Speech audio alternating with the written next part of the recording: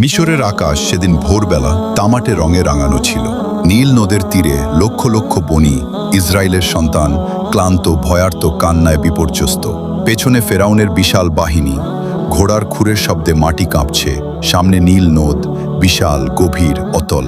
বনি ইসরায়েলের লোকেরা মূসা আলাইহিসসালামের দিকে ফিরে চিৎকার করল, হে মূসা, আমরা ধরা পড়ে গেলাম। তখন মূসা আলাইহিসসালাম, সেই মানুষটি যাকে শিশুকালে আল্লাহ নদীর পানি থেকে বাঁচিয়েছিলেন, যাকে তুর পাহাড়ে আল্লাহ নিজে ডেকেছিলেন, নির্ভীক কণ্ঠে বললেন, কখনো না, আমার রব আমার সাথে আছেন, তিনিই আমাকে পথ দেখাবেন। তখন আল্লাহর ওহী নেমে এলো, তোমার লাঠি দিয়ে সমুদ্রে আঘাত করো। মূসা আলাইহিসসালাম তার সেই পরিচিত লাঠি তুললেন, যে লাঠি একসময় সাপ হয়েছিল ফেরাউনের দরবারে, যে লাঠি দিয়ে পানি বের হয়েছিল পাথর ফুঁড়ে। তিনি নীল নদের দিকে এগিয়ে গেলেন এবং সজোরে আঘাত করলেন। সেই মুহূর্তে এক অকল্পনীয় দৃশ্য, নদী দুই ভাগ হয়ে গেল, পানির দেয়াল দাঁড়িয়ে গেল পর্বতের মতো দুই পাশে। মাঝখানে শুকনো মাটির পথ, 12টি আলাদা পথ, বনি ইসরায়েলের 12টি গোত্রের জন্য। লক্ষ লক্ষ মানুষ হতবাক হয়ে এগিয়ে চলল সেই অলৌকিক পথে। ওদিকে ফেরাউন, মিশরের সেই দম্ভী শাসক, যে বলেছিল, আমি তোমাদের সর্বোচ্চ প্রভু, সে তার বিশাল রথে বসে এই দৃশ্য দেখছিল। তার জেনারেলরা ভয়ে থমকে গেল, কিন্তু ফেরাউনের অহংকার তাকে থামাতে পারল না। সে চিৎকার করল, এগিয়ে যাও, পানি তাদের জন্য সরে গেছে, আমাদের জন্যও সরবে।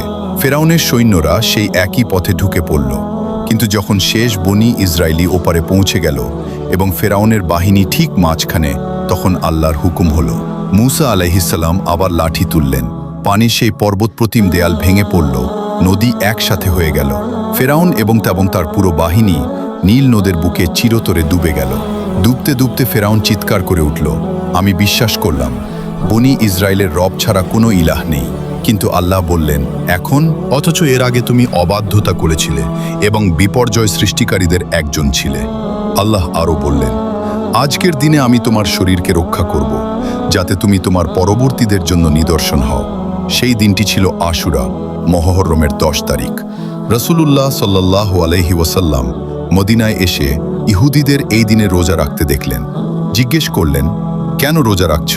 তারা বলল, এই দিনে আল্লাহ মূসাকে এবং বনি ইসরায়েলকে ফেরাউনের হাত থেকে মুক্তি দিয়েছিলেন, তাই মূসা আলাইহিসসালাম শুকরিয়া হিসেবে রোজা রাখতেন।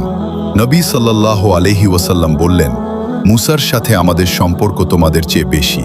এরপর তিনি নিজেও রোজা রাখলেন এবং সাহাবীদেরও রাখতে বললেন। আল্লাহর উপর পূর্ণ তাওয়াক্কুল করলে সমুদ্র পথ দেয়, আর অহংকার মানুষকে শেষ মুহূর্তে ঈমান আনতে বাধ্য করে, কিন্তু তখন আর সেই ঈমান কাজে আসে না।